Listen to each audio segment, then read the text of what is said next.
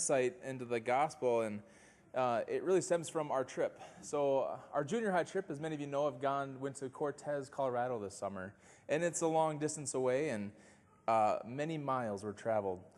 And as you can see, we started off, if you've been across South Dakota, that's I-90, and that goes a pretty quick, long road across South Dakota.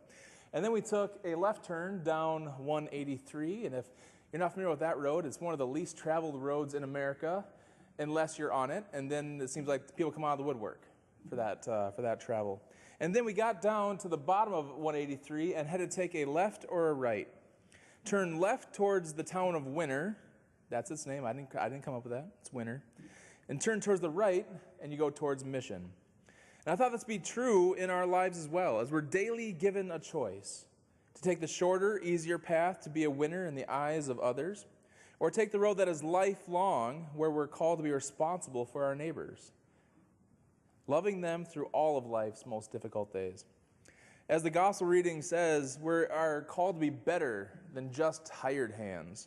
We're called to seek out the lowly, the lonely, the outcast, the lost, the hurt, the vulnerable, and do for them and with them that which they can't do for themselves.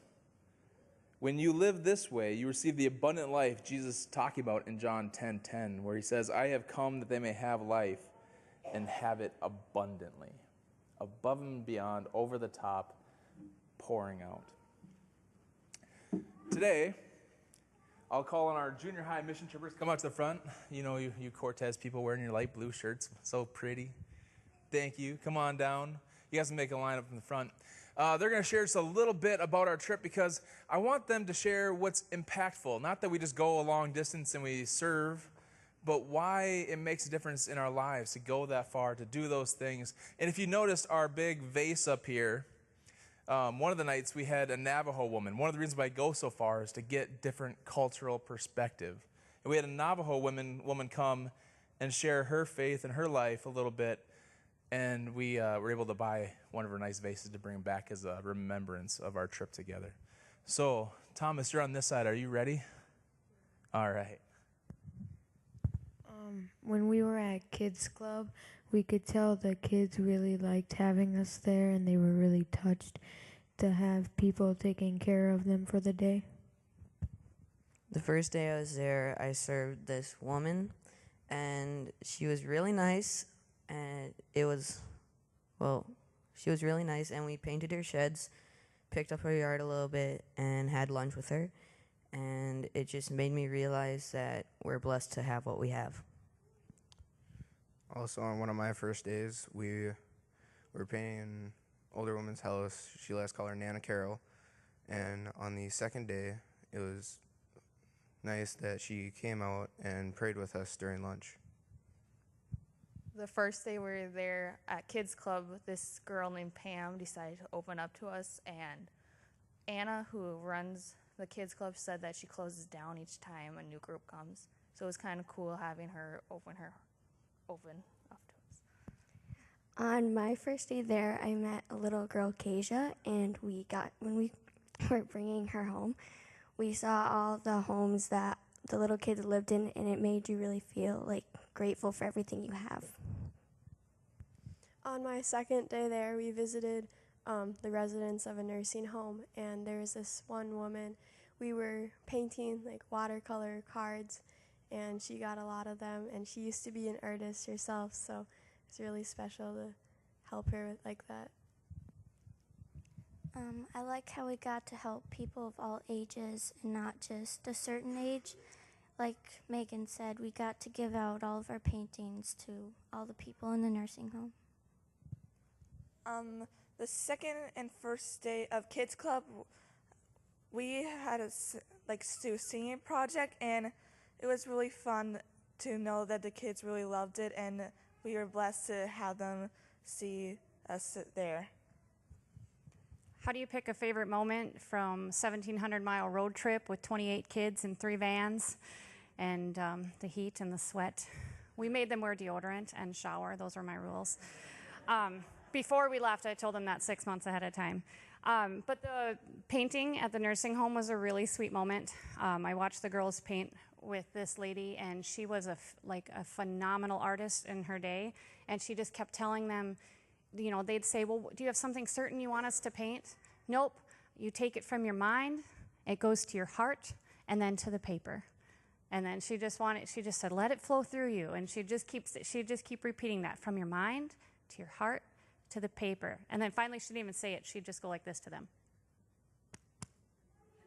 And it was really cute. And then one of my favorite moments with all of these kids was we took, they were actually like bread tags, the plastic tags, and we had to hang them on a clothesline to say something in our life that is stopping us from being as fulfilled with our faith as we could. And it was amazing to see how quickly all 28 of them not only came up with something, but were willing to go put it up, and then how willingly they were to talk with us adults about it afterwards, openly, and just say, this is what I need to work on. That was a really cool moment for me as well. On this trip, we got to meet a lot of fun people, including kids in just the community, and it made me think that sadly, a lot of people aren't as fortunate to have what we have. When we had to leave, I felt really sad, and I thought that was just something I had really never felt before, so that was pretty interesting. Mine was going to the nursing home and meeting all the different people, and I know Megan Tatum and I helped this woman. We walked her around the building, and that was just really nice. There are so many moments, and this year we had 28 youth and 6 adults. Of those 28 youth, 21 of them, this was their first mission trip, and that alone says a lot about who we are as a congregation, but also says a lot about these kids and how fastly they came together and bonded throughout the week. It was one of the first times in all of my 14 mission trips that I've seen that, but also to see them come together at the end of the week and see how much we've changed. We switched vans every day, so not everyone was sitting with the people they felt most comfortable with, to get a chance to sit down next to somebody new. And a lot of them argued that they didn't want to do that. But on a 10-hour day, you're going to talk to whoever's next to you. They'll figure that out. And they had a good time. They got to know new people and listen to some great music. And one of our adult leaders that's not here today, or he was here at first service, he said that he thought his role was going to be a van driver. He thought, you know, I'm going on this mission trip. We're going 1,700 miles one way. My role is to make sure we get there safely. And at the end of the week, he said, Aaron, I thought that was my role, but that was just a small part of what I did and what we did as a group. And it's amazing to hear someone that's a little bit older connecting with those youth. And just thank you for the opportunity from all of us. Thank you. You guys can have a seat.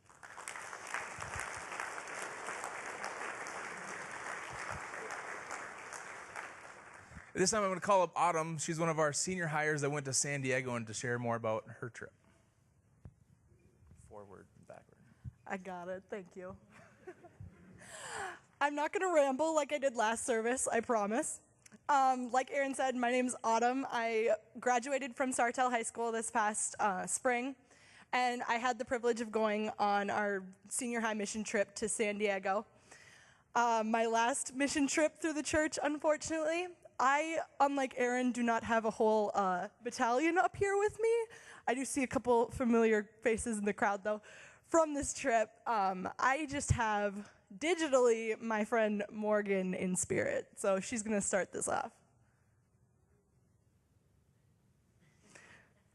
Jack, you want to help me out? On Monday, we spent our morning with the host church's pastor, Pastor Manny. He took us on a guided tour of what was called Chicano Park. But it really wasn't much like a park. Autumn? So like Morgan said, Chicano Park isn't your traditional swing and slide sort of park. Chicano Park is, it's this big mural park, essentially, that the artists, the Latino artists specifically of San Diego, fought really hard for underneath a bridge overpass. And they used the bridge beams to sort of express themselves through very eloquent murals like the one above me. This is actually their Heroes mural, the biggest one in the park, I believe. And it sort of goes through the Latino person in America's history and how they got to where they are and some of their heroes, which some of their heroes were interesting and I had never thought about them that way, and some of them were sort of traditional heroes that you might think of, but we saw sort of all of the people that influence their culture and how they live and the people they were told about. On Tuesday, we spent our morning at a special organization called Border Angels. This is a local nonprofit who we partnered with to do our water drop later that afternoon. So Tuesday afternoon, we went out into the desert, and in the desert that day, when I took a Snapchat, it was 101 degrees, which for Minnesota, that was the beginning of the day. It got hotter, I promise.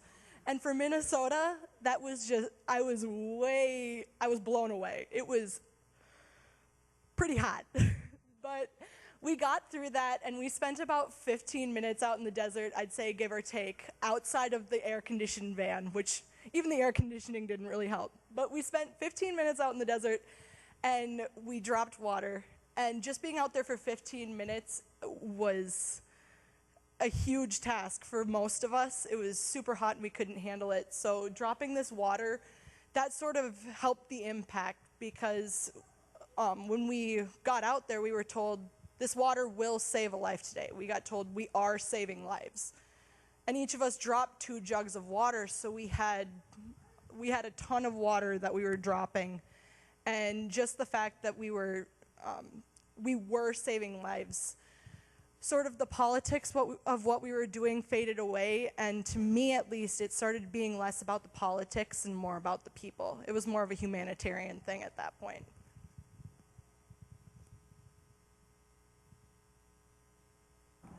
After our very hot and sweaty afternoon in the desert, we took a trip to Pacific Beach for a visit with a very cool local pastor named Dave.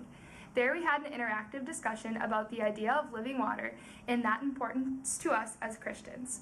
For me, one of the biggest takeaways of that afternoon was Pastor Dave's viewpoint that by serving, we are fulfilling out our baptismal promise. So that concept that Cooper was talking about earlier with the kids of living water came into play even on our mission trip when we spent Wednesday at an estuary, and we were hands-on cleaning up the estuary from like invasive species. And you can't really see it in this picture, but behind us was entirely just taken over by weeds and some of the invasive plants. And by the end of the day, we could really see what our being there was doing for the environment, not only for the people of San Diego, but the place they call home. So after the first day in the estuary, we actually got to see the impact that we were doing in that place. On Friday morning, we were back with one of our favorite people, Debbie, but this time we were at Friendship Park, which is where United States borders Tijuana, Mexico. There we continued our work removing invasive species and cleaning the park area for a very important reason in which Autumn is going to tell you about. So Friendship Park, like Morgan said, is right on the border of Tijuana, Mexico. And along the border, there are 2 walls, or 2 fences, essentially. One on the Mexican side and one on the American side. And Friendship Park is actually behind this fence. Friendship Park is what's in the middle. It's sort of in a neutral ground. And what Friendship Park is all about is once a year,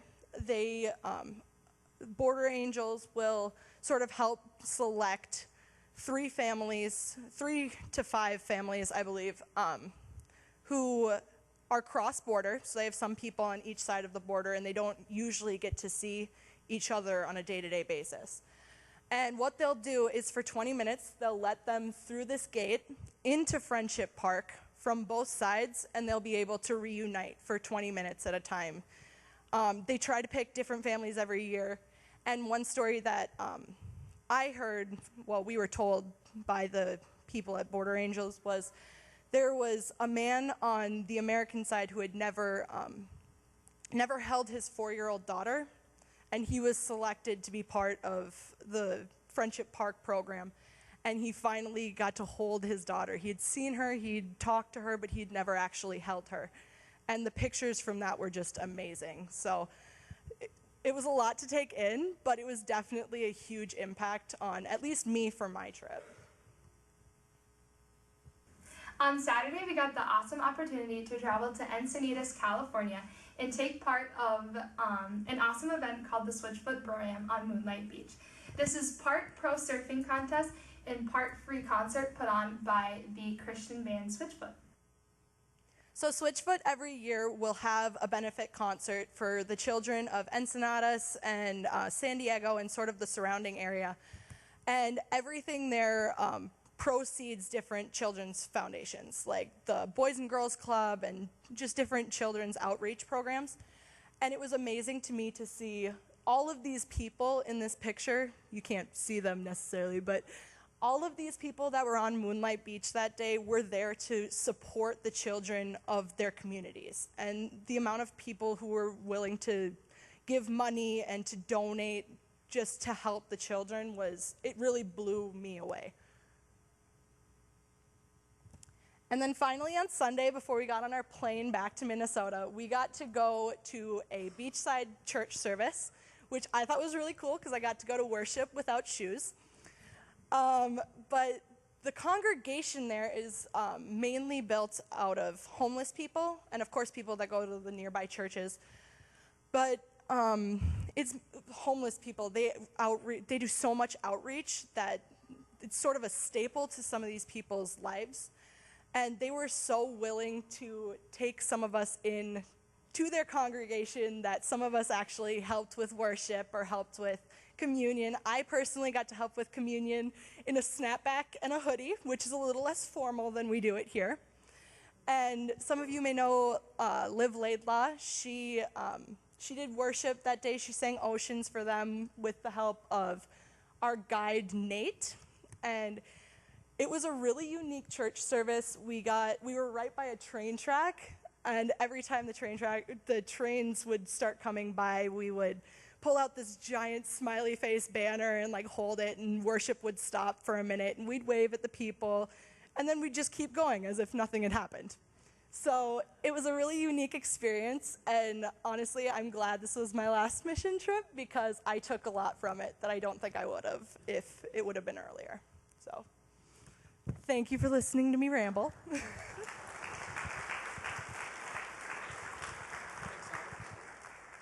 2/3 the way through. We have just our final mission trip from Haiti.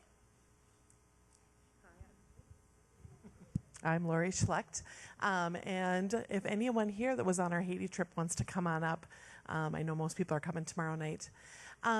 We, in June, took a fabulous group of 27 people from Celebration and went to Haiti. Port-au-Prince, Haiti is where we spent our week. Throughout that week, we were actually at, most of the time, a school. The school is now where my son JP and Eli, where their orphanage originally was. And so some of us have Kosovo t-shirts on that say Speak Loudly.